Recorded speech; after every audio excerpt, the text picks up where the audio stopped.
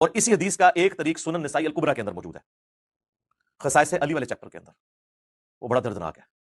اس میں پہلے تو وہ مناظرہ بھی ہے جو خوارج اور ابن عباس کے درمیان ہوا، جو ہم نے ریسرچ پیپر 5B کربلا والے میں ڈالا ہوا ہے، اور دوسرا یہ وہ روایت لے کے آیا کہ حضرت علی نے جب یہ انکار کیا نا، حضور نے یہ کیا، تو اس کے بعد نبی اسلام نے حضرت علی کو ایک رازداری کی بات بتائی اور کہا کہ اے علی تم پہ بھی اسی طرح کا ایک وقت آئے گا، اس وقت تمہیں بھی وہی کچھ کرنا ہوگا جو آج میں کر رہا ہوں۔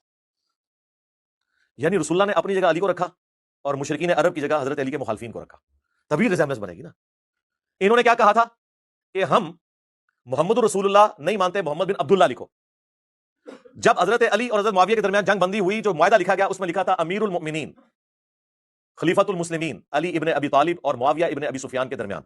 تو معاویہ بن ابی سفیان رضی اللہ تعالیٰ عنہ، ہم تو ہماری تو مجبوری ہے جی، صحابی ہونے کی وجہ سے ہم احترام سے نام لیتے ہیں اور رضی اللہ عنہ کہتے ہیں، نبی اسلام کی نسبت کی وجہ سے۔ تو ان کے پاس جب یہ معاہدہ پہنچا تو انہوں نے کہا میں تو اس معاہدے پہ سائن نہیں کروں گا، میں تو اسے امیر المومنین نہیں مانتا ہوں، جس طرح کے مشرکین عرب نے کہا تھا کہ ہم اسے اللہ کا رسول نہیں مانتے۔ ٹھیک ہے، تو آپ ذرا دیکھ لیں کیا ریزیمبلنس بن رہی ہے۔ اس سے ان ناسبیوں کا بھی رد ہو گیا جو کہتے ہیں نہیں وہ حضرت علی کو خلیفہ مانتے تھے، بس صرف قصاص عثمان مانگتے تھے۔ یہ خصائص علی میں 190 اور 191 نمبر ہے روایت کا، تو اس میں بھی تقابل آ رہا ہے کہ نبی علیہ السلام نے حضرت علی رضی اللہ تعالیٰ عنہ کو مخاطب ہو کر فرمایا تھا، یہ صلح حدیبیہ کے موقع پر، کہ آپ علیہ السلام نے فرمایا علی تیرے ساتھ بھی ایسا ہونے والا ہے اور تم اس وقت مجبور ہوں گے۔ تو اس روایت کا آپ کے پاس کیا جواب ہے؟ اس کی دو باتیں ہیں۔ پہلی بات تو یہ ہے کہ یہ روایت ضعیف ہے، یہ خصائص علی والی روایت سند کے اعتبار سے سخت ضعیف ہے، جس میں تقابل کیا جس میں تقابل والی بات آ رہی ہے، وہ روایت سند کے اعتبار سے سخت ضعیف ہے۔ اس میں ابو اسحاق راوی مدلس ہیں۔ نہیں تو انہوں نے تو ساتھ پوری روایت نقل کی، اسکین بھی لگایا ہوا اس کا۔ مرزا صاحب نے سکین لگایا ہوا ہے، پھر مرزا صاحب کے اوپر، مرزا صاحب کے اپنے پمفلٹ کے اوپر لکھی ہوئی سب سے پہلی لائن اور پمفلٹ کے پہلے صفحے پر لکھی ہوئی 2 آیات کو مرزا صاحب کے اوپر چسپاں ہونے سے کوئی روک نہیں سکتا۔ مرزا صاحب نے اپنے پمفلٹ کے شروع میں جو آیت لکھی ہے وہ ہے کہ جو لوگ علم کی بات اور حق کی بات چھپاتے ہیں ان پر اللہ کی لعنت ہے، ان پر لعنت کرنے والوں کی لعنت ہے۔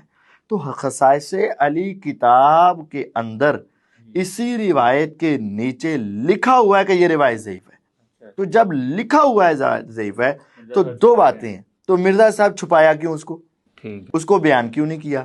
مرزا صاحب کا یہ بیان نہ کرنا گویا کہ اپنے اوپر اس آیت کو، لعنت والی آیت کو چسپاں کرنا ہے۔ اور دوسری بات کہ غور کیجئے کہ کس قدر ظلم کی بات ہے کہ یہ اپنے مطلب کے لیے حق بات کو چھپا جاتے اور تانا علماء کو دیتے، جب اسی روایت کے اوپر شیخ امن پوری حفظہ اللہ کی تحقیق لگی ہے اور انہوں نے ضعیف کہا ہے اور 2 راوی ضعیف لکھے، ایک محمد بن اسحاق مدلس ہے، اس وجہ سے اس کی روایت ضعیف ہے۔ تو یہ تعویذ کے حوالے سے بھی سمجھ لیں، تعویذ لٹکانا جو ہے گلے کے اندر قرآنی سورت کا یا قرآنی آیت کا، اس کا ثبوت آپ صلی اللہ علیہ وسلم سے نہیں ملتا، صحابہ اکرام علیہم رضوان سے نہیں ملتا، ایک صحابی کا ملتا ہے لیکن وہ روایت ضعیف ہے۔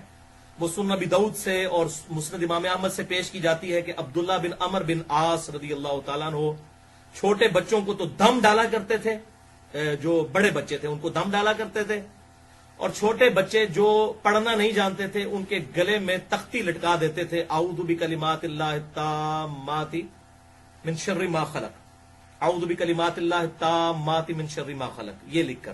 وہ آگے آ بھی جائے گا، یہ وظیفہ بھی ہے اس میں۔ تو یہ روایت پکی ضعیف ہے، اس میں محمد بن اسحاق مدلس ہیں اور ان سے روایت کر رہے ہیں، اور محمد بن اسحاق تدلیس کر رہے ہیں، لیکن جو حنفی ہمارے بھائی ہیں بریلوی اور دیوبندی، ان کے نزدیک تو محمد بن اسحاق مردود راوی ہیں، حالانکہ ہمارے نزدیک یہ ثقہ راوی ہیں، انس بن مالک کے شاگرد ہیں، یہی وہ تابعی ہیں جن سے وہ روایت ہے سنن البہیقی کے اندر، دلائل النبوہ امام بہیقی کی کتاب میں، کہ آپ صلی اللہ علیہ وسلم 12 ربیع الاول کو پیدا ہوئے، یہ وہ ہیں۔ تو یہ محمد بن اسحاق جو ہے اہل سنت کے امام ہے، سیرت ابن ہشام ہو یا سیرت ابن اسحاق ہو، جو سیرت کی پہلی کتاب ہے، یہ محمد بن اسحاق راوی ہیں، تابعی، انس بن مالک کے شاگرد ہیں یہ رضی اللہ تعالیٰ عنہ، لیکن تدلیس کر رہے ہیں۔ 12 حنفیوں کے نزدیک تو یہ راوی ایکسیپٹیبل نہیں، تو وہ پھر بھی یہ جعلی روایت پیش کر رہے ہوتے ہیں۔ ہمارے نزدیک بھی روایت ضعیف تدلیس کی وجہ سے، وہ راوی ثقہ ہے لیکن ان سے روایت کر رہے ہیں۔ وہ آپ مسئلہ نمبر 36 دیکھ لیں گے، تدلیس کا ایشو کیا ہے صحیح مسلم کے مقدمے کی روشنی میں۔ बहरहाल उनके नजदीक तो ये रावी एक्सेप्टेबल नहीं, फिर भी लोग हैं जी वो अब्दुल्ला बिन अमर बिन आस तख्ती लटकाते थे, तो ये भाई एक ही रिवायत थी, ये साबित नहीं है। और दूसरा एक अबू अमर मालिक हाशमी इस तरह का नाम है, वो रावी भी ज़ईफ है।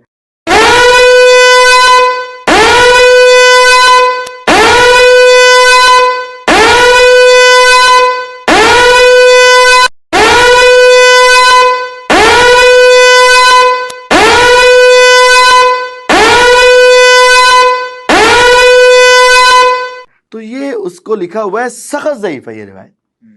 तो मिर्ज़ा साहब का अपने मतलब के लिए सख्त ज़ईफ रिवायात बयान करना, ये भी इनके झूठा होने की दलील है।